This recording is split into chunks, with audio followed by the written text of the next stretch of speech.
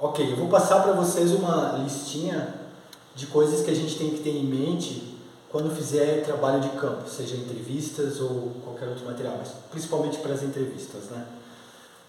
Primeira coisa, quando você gravar uma pessoa falando numa entrevista, tente ter mais de uma fonte de áudio. Eu sei que a gente já falou sobre isso, mas isso é crucial. Tenha redundância, tenha pelo menos uma fonte de áudio separada daquela que você está usando na câmera que está gravando, ok? Isso é sempre bom caso algum problema aconteça com o áudio principal. Segundo, o áudio atmosférico. Não se esqueça de ter o áudio, porque se você vai fazer entrevistas com as pessoas na rua, é legal ter o som da cidade, ok? Você pode usar inclusive o áudio às vezes que não tem conexão com aquela entrevista, mas foi obtido durante o B-roll, em algum dos seus B-rolls que vocês gravaram, vocês têm áudio que pode ser utilizado, ok? Observem em documentários, observem em matérias de TV ou entrevistas na TV com as pessoas na rua. Em algum ponto da matéria, os jornalistas capturam só o áudio, né? Deixam vocês olhando para a rua, para a cidade, só com o áudio da cidade. É interessante isso. Em caso de documentários, às vezes um documentário, por exemplo, um documentário natural sobre a natureza, precisa muito desse tipo de áudio, ok? Ele enriquece bastante o produto final quando a gente produzir esse documentário no final. Se você está fazendo uma matéria sobre uma fábrica, grave o áudio daquela fábrica, o barulho que ela faz, de preferência da mesma posição em que as pessoas que trabalham na fábrica ou normalmente ouviriam, né? Isso também torna a experiência bem interessante, porque a gente tem que lembrar que o vídeo que a gente produz, para nós, às vezes que estamos inseridos naquela realidade que a gente está retratando, pode parecer banal, mas às vezes vocês vão trazer no vídeo um material que é completamente fora da realidade daquela pessoa que vai assistir o seu material, né? Então, quanto mais áudio atmosférico tiver, mais dessa experiência, dessa realidade você está trazendo para a pessoa. Então, vale muito a pena. Número 3 é a questão das câmeras. Eu acho que não existe um limite, ok? Quanto mais, melhor. Quanto mais ângulos vocês puderem ter, é sempre melhor. E também tem a questão de criar essa redundância, essa segurança de, caso uma delas dê problema, pelo menos eu tenho um outro ângulo e eu não perdi todo o meu material, ok? Outra coisa, quanto mais câmeras a gente tiver, mais ângulos, mais opções de edição vão ser possíveis lá na frente, ok? A pessoa que está produzindo um material em campo, ela tem que produzir um material pensando no editor, sempre, pensando em como ele vai facilitar a vida da edição lá na frente. O número 4 seria a questão dos B-rolls, de novo, eu vou insistir sempre, não filme só aquilo que é o material principal, né? Filme coisas ao redor, filme material que tem a ver com o dia a dia daquela pessoa entrevistada ou com a situação, filme material que talvez nem tenha nada a ver, mas sejam só takes da cidade, tudo isso enriquece o seu vídeo lá no final, ok? Número 5, muito importante, eu já citei, mas vou citar de novo, a questão da iluminação. Quando você fizer o scouting, se você tem uma entrevista com uma pessoa que vai sentar para conversar com vocês, que vai poder ser filmada assim, é um pouco mais fácil, porque vocês têm tempo para preparar. Mas sempre tenha a iluminação em mente, ok? Sempre, sabe, porque evitem sombras. Evitem que durante a gravação, quando vocês botarem a câmera pela primeira vez numa pessoa, a primeira coisa que vocês precisam evitar é as sombras no rosto da pessoa. Então o seu equipamento de iluminação serve para resolver esse problema.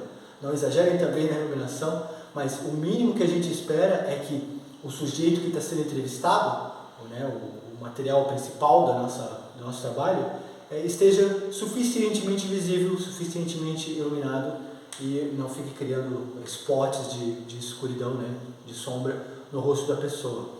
Mas você pode, com o seu equipamento, se você tem uma pessoa fixa para entrevistar, não é uma entrevista de campo na rua, você pode ser extremamente criativo e controlar totalmente a iluminação. Quanto mais, melhor.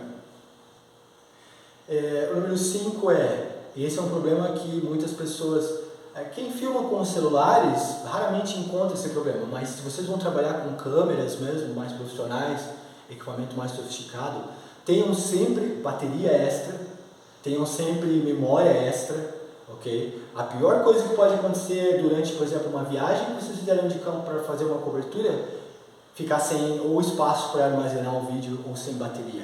Sempre carregue reservas, sempre carregue luzes de reserva também, se puderem, ok? Número 6 é a questão da pesquisa. Se você vai fazer uma entrevista, eu sei que eu estou me repetindo, mas vale a pena repetir.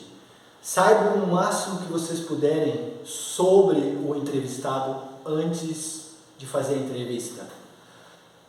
Se vocês assistem entrevistas com celebridades normalmente, o que vocês vão ver é essa diferença entre um entrevistador que sabe tudo que ele pôde saber sobre o entrevistado e o entrevistador que de repente teve o repórter que teve a chance de entrevistar aquela celebridade e ele conseguiu e resolveu entrevistar, então ele acaba fazendo somente as mesmas perguntas que todo mundo já fez, né? Acaba produzindo uma entrevista extremamente entediante.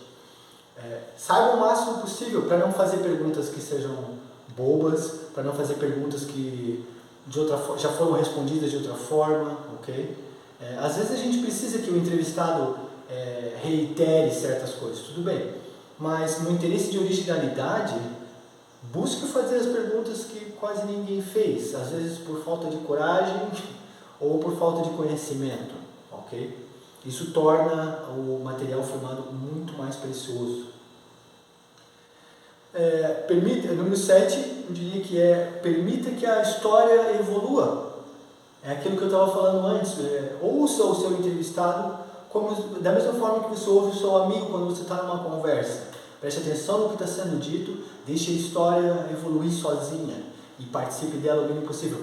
Não cometa o erro de falar mais que o seu entrevistado. Essa é a pior coisa que pode acontecer, vai acabar inutilizando todo o material. Okay? Outra coisa o número 8 que eu diria mantenha a mente aberta.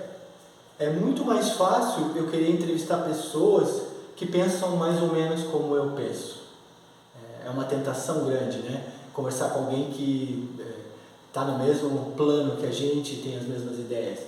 Se arrisque, mantenha a mente aberta. Converse com as pessoas que têm opiniões completamente diferentes da sua, às vezes até opostas, e esteja disposto a ouvir elas falando.